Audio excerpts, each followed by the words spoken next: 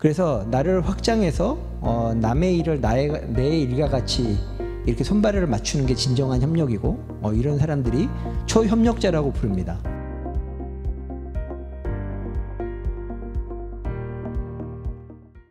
예, 첫 번째로 저희가 오늘 다룰 내용은 관계인데요. 사회적 관계는 당연히 사회적 동물이 갖고 있겠죠. 사실은 이 사회적 동물이 항상 유리한 건 아닙니다. 손해를 많이 봐요. 그리고 이 사회적 동물의 특히 인간 사회에서 가장 힘든 게 뭐냐면 스트레스예요. 우리 신경 쓸 사람이 많아요. 이 사회적 관계가 많으면 많을수록 스트레스가 많으면 많을수록 수명이 짧아집니다. 그래서 이렇게 그 사회적 스트레스라든지 또 우리 코비드-19 같이 전염병 위험이라든지 굉장히 사회적 동물의 단점이 많아요. 근데 가장 큰 결정적인 단점이 뭐냐면은 이 사회적 동물이 이제 서로 이렇게 같이 생활하는데 배신자의 이득이 너무 크다는 거예요. 이게 배신자의 이득을 계산을 한 건데요. 예를 들면 목초지가 있는데 소를 무한정으로 풀어놓으면은 풀을 다 뜯어먹고 이제 먹을 풀이 없어요. 예, 그러니까 약속을 한 거죠. 하루에 2시간씩만 풀을 먹이자. 그렇게 약속을 했는데 그 중에 어떤 사람이 6시간을 먹인 거예요, 자기 소를. 그러면 살이 더 많이 찌겠죠. 그래서 전체적으로 목초지는 망하지 않지만 배신자의 이득이 너무 커지는 거예요. 이렇게 꼼수를 쓰고 배신하는 사람의 이득이 굉장히 크다는 거예요. 그게 굉장히 중요합니다. 그래서 이 협력이라는 건 없어질 거고 사회적 동물 체제라는 거는 일시적으로 나타나는 그런 현상일 거라고 주장한 게 메이너드 스미스의 주장이에요. 그런데 그렇지가 않죠. 우리가 사회를 살다 보니까 실제로 많은 사회적 동물들이 굉장히 번성하는 거를 알 수가 있었어요. 그래서 이거를 코스트 베네핏 이론이라고 그러는데 손해도 많지만 장점도 많다는 거예요. 그러면 사회적 동물의 가장 큰 장점 협력인데 협력을 우리나라 말로 상부상조라고 그러는데 상부상조의 뜻이 뭐냐면 상부는 현재 협력하는 거예요. 그러니까 사자가 사냥을 해서 같이 협력해서 사냥을 한 다음에 그 사냥감을 나눠 먹는 거, 그 자리에서 이득을 나누는 게 상부고요. 상조는 지금 내가 혜택을 받고 나중에 갚는 거, 이런 형식이에요. 그래서 우리 보면 상조회라고 하면은 누가 결혼하면 이제 돈 몰아주고, 예, 장례식 하면은 돈 같이 몰아주고, 또 내가 당할 때는 또 다시 이렇게 받게 되고, 그게 상조입니다. 그런데 문제는 뭐냐면 나는 이제 축의비금 내고 결혼식 했는데 내가 결혼식 할 때 보니까 친구들이 아무도 안 왔어요. 그럼 엄청난 손해를 보게 되는 거예요, 이게. 그렇기 때문에 이 사회적인 전략이 존재합니다.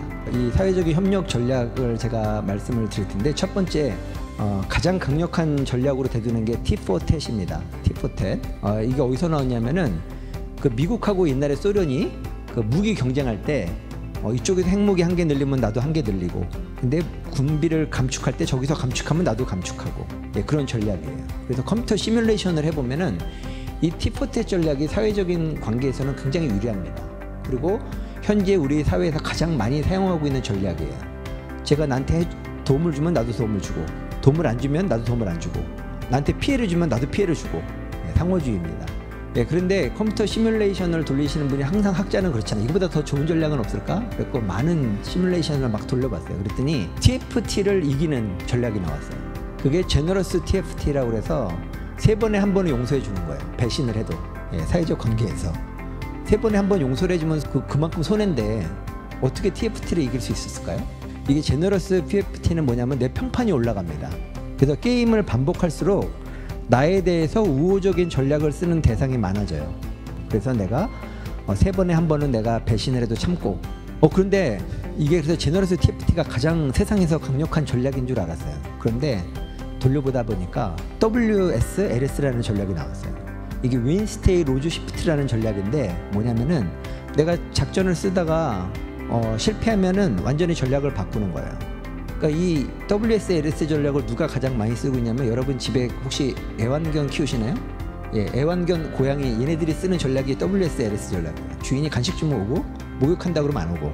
예, 그런데 알고 보니까 이 WSLS 전략은 특별한 전략이 아니고 모든 자연계의 동물들이 쓰고 있는 전략이에요. 예, 그만큼 이제 막강한 거죠. 그리고 이 사회적 전략에서 가장 중요한 건 뭐냐면 상대성 이론이죠. 그죠? 내가 혼자서 어떤 전략을 쓴다고 되는 게 아니라 이 어려운 점이 뭐냐면은 상대에 따라서 다른 전략을 써야 된다는 거예요. 예, 그래서 그 애덤 그랜트라는 경제 심리학자죠. 이분이 우리가 상대하는 사회적 대상의 부류를 세 부류로 나눴어요. 매처라고 그래서 이분은 기브앤테이커라고도 할 수 있고 한 65% 정도 됩니다. 그런데 한 20% 정도는 기버가 있어요. 그냥 무조건 주는 거예요. 주는 거를 좋아하고 이런 거예요. 그냥 천사 같은 분들이죠. 그런데 세 번째 부류, 오늘의 핵심 세 번째 부류 테이커예요. 이분들은 교묘하게 자기가 이득은 취하는데 갚지는 않는 부류예요. 그래서 당연히 이런 사람들은 여러분도 존재하지 않을 거라고 생각하잖아요. 근데 이분들은 상당히 많습니다. 우리 사회에서 15% 정도는 테이커예요. 그런데 이게 어떻게 존재가 가능하냐면 사람들이 테이커인지 몰라요. 이분은 굉장히 나이스하고 굉장히 좋으신 분이야. 근데 사실은 자세히 계산을 해보면 그 관계는 계속 내가 손해를 보고 있는데도 손해 보는 줄 몰라요. 그런 기술이 있으신 분들이에요. 그래서 우리가 다른 분들은 몰라도 테이커들은 좀 조심을 해야 된다. 이제 그런 입장이고요. 우리가 절대로 피해야 되는 부류. 그러니까 사회적 관계에서 사실은 이득의 기브앤테이크로 관계를 하시는 분들은 그래도 괜찮아요. 왜냐면 지금 내가 손해를 봐도 나중에 다시 이득을 취하면 되잖아요. 그런데 굉장히 상대하기 어려운 전략이 뭐냐면 가스라이팅 전략인데요. 이분들은 상대방의 마음을 조종해서 내 뜻대로 하도록 만들기 때문에 상당히 어렵습니다. 그래서 이거는 왠지 내가 그냥 손해보는 게 내가 더 행복할 것 같아. 관계를 하면서. 그런 전략이에요. 그래서 가스라이팅 전략이 의외로 많습니다. 그래서 예를 들면 이런 거예요. 팩트를 왜곡하는 거죠. 이 일은 좀 잘 안 될 것 같아. 내가 힘들어. 이렇게 하면 네가 잘못 본 거야. 사실 이거 쉬운 일이야. 누구나 하는 일인데 너만 어렵게 보이는 거야. 이렇게 얘기를 하는 거예요. 그리고 상대의 느낌을 왜곡하는 거예요. 그런데 여기서 주의해야 될 점이 결과적으로 이런 가스라이팅 이 내용이 중요한 게 아니라 결과적으로 이런 상호작용 결과 내가 인생이 피폐해지고 내가 우울해지면은 그걸 가스라이팅이라고 주의할 필요는 있으나 모든 이런 커뮤니케이션을 가스라이팅이라고 해서는 안 된다는 거죠. 왜냐면 봅시다. 우리가 커뮤니케이션이라는 거는 기본적으로 상대방한테 나를 설득하는 작업이에요.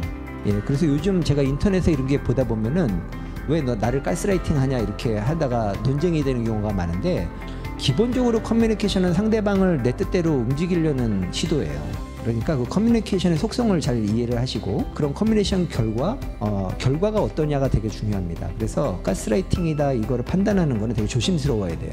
또 우리 사회가 남과 여로 돼 있잖아요. 그래서 이 관계가 또 중요하기 때문에 제가 몇 가지 말씀을 드리려고 합니다. 이 남녀 관계는 굉장히 독특한 게 우리가 이성적으로 이렇게 전략을 세운다고 되는 그런 게 아니고 본능적인 요소가 굉장히 많이 가미가 돼요. 그래서 그 사랑은 뇌가 변하는 과정이라고 정의를 하고 그 세 가지로 나눴어요. 뭐냐면 첫 번째는 이제 욕정의 단계예요. 그러니까 사랑의 대상이 없어도 외롭다, 만나고 싶다, 나의 사랑은 어디 있을까 막 그런 감정을 느낄 때가 그런 단계인데 거기서 주로 성호르몬이 남성 호르몬, 여성 호르몬이 중요한 작용을 합니다. 그리고 내가 원하는 배우자를 딱 만났어요. 첫사랑 여러분들 기억하잖아요. 제가 사랑하는 사람을 만났을 때 그 사람만 선명하게 보이고 주변은 뿌옇게 보이고 뭐 그런 경험 해보시죠. 아웃포커스 되는 경험. 그게 이제 거기 도파민이나 교감신경계가 작용을 하게 되면 그런 현상이 나타나고요. 그냥 세 번째 단계는 어태치먼트라고 해서 뇌의 신경회로가 이제 많이 바뀝니다. 그래서 처음에 이제 끌림의 단계에서는 외모가 되게 중요합니다. 그래서 만약 진화심리학이나 이런 데서 얘기하는 거는 이런 매력적인 포인트는 굉장히 건강신호와 연관이 있다. 그래서 이거 똑같은 사진인데 여기서 조금만 바꿔봤어요. 제가 바꿨는데 매력도가 확 달라지죠. 그죠? 기본적으로 제가 말씀드리고 싶은 거는 우리가 외모를 꾸민다는 그런 게 건강신호인데 사실 말하면은 우리가 건강을 가꾸면 되잖아요. 실제로 건강하게 하는 게 가장 큰 매력 포인트다.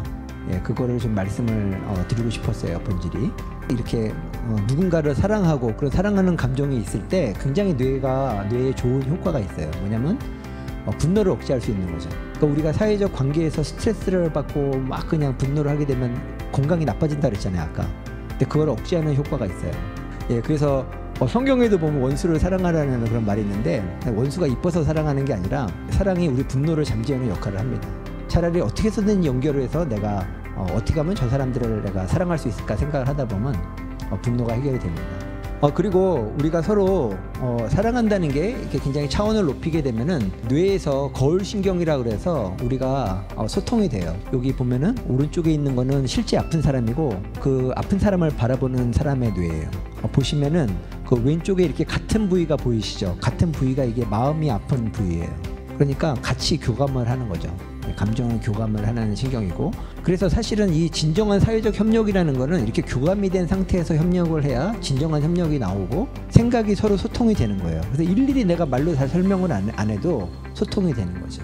그래서 내 이웃을 사랑하기를 내 몸과 같이 사랑하라고 얘기를 했는데, 이웃을 사랑하기 어렵죠. 경쟁자인데 내 몸과 같이 생각하면 사랑할 수 있다는 거예요. 그래서 이게 가짜팔 실험인데, 이렇게 왼팔은 안 보이고 오른팔은 고무장갑만 보게 하는 상태에서 간질간질 이렇게 자극을 하게 되면은 뇌가 착각을 해요. 이 고무장갑을 통해서 나한테 자극이 들어오는구나. 고로 이 고무장갑은 내 몸의 일부구나. 그래갖고 나중에 고무장갑을 망치로 때리려고 그러면 고무장갑을 갖고 막 도망가요. 그러니까 이렇게 신경과학적으로는 내가 확장될 수 있는 거죠.